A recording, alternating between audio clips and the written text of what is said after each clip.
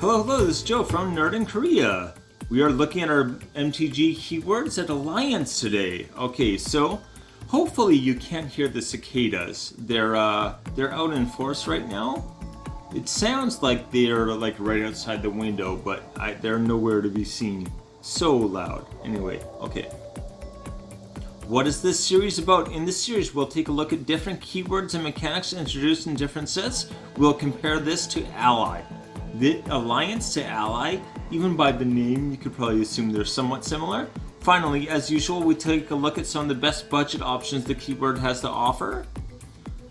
So what is Alliance? Alliance gives an ETB trigger to every creature entering the battlefield. What's really important is that this doesn't care if it's a token or non-token creature, it will trigger either way. At least all the ones I've seen, I'm always hesitant to say like, this works this way because there's always like an exception to the rule, but anyway, there's an array of abilities that may be triggered under Alliance. Alliance is very flexible. You can find card draw, you can find making treasures, you can find pretty much anything you need for your deck is going to be with Alliance. Sound familiar? So this mechanic is very similar to the ETB from Ally. So an ally ability will trigger each time another ally enters the battlefield. So every time you cast an ally spell, all of the ally abilities go off, which gets pretty huge. I actually have an ally kindred deck. I really like it. Very strong once it gets going, but yeah, you get some board wipes and you got trouble. Anyway, essentially, Alliance allows the player to treat all creatures entering the battlefield as allies for its ability. So it's kind of like Ally, but it's almost like it pretends everything is an ally. So yeah. Honorable mentions. Okay, Boss's Chauffeur, whatever. Anyway, 4 and a white. For this, it enters the battlefield with a number of +1/+1 counters on it equal to 1 plus the number of other creatures you control. So this is technically a 0/0, but it's going to come in and get like 1 more plus the number of creatures you control. So it can be very big. If you got a token deck, this is going to do some, be able to come in as a big boy, basically. And whenever another creature enters the battlefield under your control, put a +1/+1 counter on Boss's Chauffeur. Again, he's going to keep getting these +1 counters as you keep having creatures enter the battlefield. And then when he, I don't want to use the D word, gets destroyed, we'll use a different D word. Create a 1/1 green and white citizen creature token for each +1/+1 counter on it. So if there's a board wipe or something, I always love cards like this where if there's a board wipe, he's just gonna make a whole pile of tokens, right? So you kind of don't really lose your board when you've got this guy out. Anyway, Devilish Valet. Okay, for that's 20 cents. Boss's Chauffeur is 20 cents. Devilish Valet, 2 and a red. So he's a trample haste 1/3. Right? But his Alliance thing is whenever another creature enters the battlefield under your control, double Devilish Valet's power until end of turn. Equipment, right? Throw some equipment on him, make him like a 4/3 instead of a 1/3, and every time a token comes in, or any creature comes in, he goes from 4 to 8 to 12 to 16. He gets just massive very, very quickly. And yeah, trample as well. So yeah, he'll be able to do this is a great card because only 3 CMC for a 1/3 that's just going to keep, you can kind of buff up very quickly. So it's almost like a weird take on prowess, right? It's almost like an improved prowess, I think. Triggered by creatures instead of non-creatures, but still. Anywho, and Celebrity Fencer. Whenever another creature enters the battlefield under your control, put a +1/+1 counter on Celebrity Fencer. So very similar to Boss's Chauffeur, but yeah. 3 and a white for a 3/2. So it starts out as a 3/2, which is kind of nice. I think Boss's Chauffeur is better, but higher mana cost, but not by much. Anyway, 5 cents for that one. Number 5. Gala Greeters. Okay, for 1 green, a 1/1. This, again, the Alliance, I'm not going to explain every time. Creature enters, this triggers. There you go. First one, put a +1/+1 on itself. Create a tap treasure token, gain 2 life. Treasure token, right? The downside of this one is that you can only activate each one time per turn. So yeah, once it activates 3 times, it's basically done its Alliance thing. Creating treasure though, even a tap treasure token, that's huge. Again, there's so many effects where it's like, cast a non-creature spell, make a token.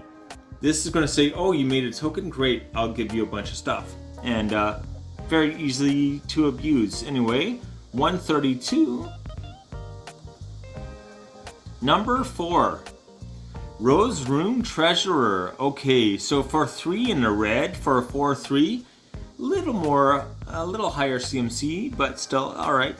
Whenever another creature enters the battlefield under your control, create a treasure token if this is the first or second time. So you'll make treasures 2 times, 2 treasures per turn.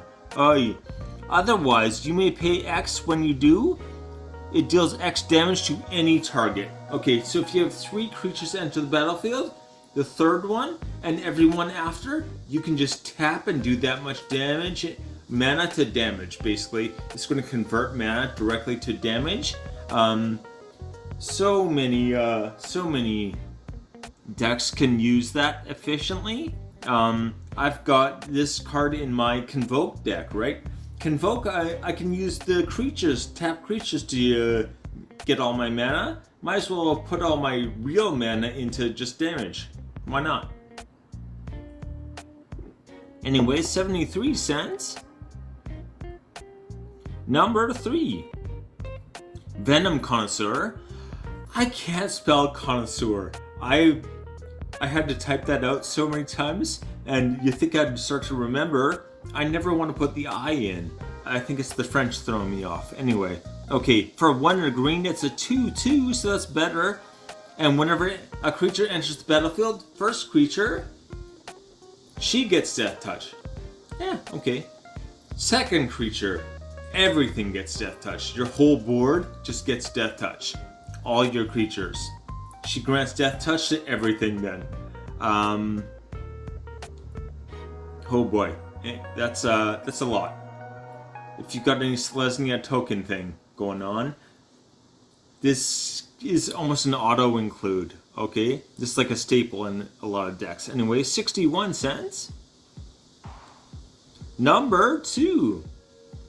Witty Roastmaster. Okay, so for 2 in a red, he's a 3/2, which is getting it's alright. But whenever a creature enters the battlefield under your control, he deals 1 damage to each opponent. Each. So in a multiplayer game, that's a lot of damage. Especially combine it with like damage buffs, right? Ideally, you've got maybe more effects like Warstorm Surge or something that is going to do a similar thing, and damage buffs, and the damage buff will trigger for each one, right? So if you have this and Warstorm Surge, damage buff will give a buff to each of them. So you're making it into like, what is it? I think Warstorm Surge is 1 damage for each one, so whenever something comes in, you're just going to do 6 damage to each opponent per turn. If you've got like, yeah, I'm thinking of the dwarf. I always forget his name. Why? The dwarf that gives +2 damage to opponents from red sources. Anyway, and Warstorm Surge. So those 3 are on the battlefield. Any creature coming in is just going to like keep piling on the damage. It gets out of control very quickly. Alright, 32 cents. Which keywords do you want me to cover? I'm always looking for suggestions. I don't get a lot though. Anyway, please hit like and subscribe. It makes such a big difference. It really does. Alright, number 1. Rumor Gatherer. Alright, so 1 white for a 2/1. Okay. But whenever another creature enters the battlefield under your control, scry 1. Remember, this scry 1 happens every time a creature enters the battlefield. I actually read this wrong the first time. I thought the first creature is scry 1, second creature you draw a card, but you also scry. Okay? So if you have 2 creatures enter the battlefield, any creatures, including tokens, scry 1 more, draw a card. Scry 2, draw 1. That's a like a solid like 2 mana spell kind of thing. Anyway, 20 cents. Super powerful ability.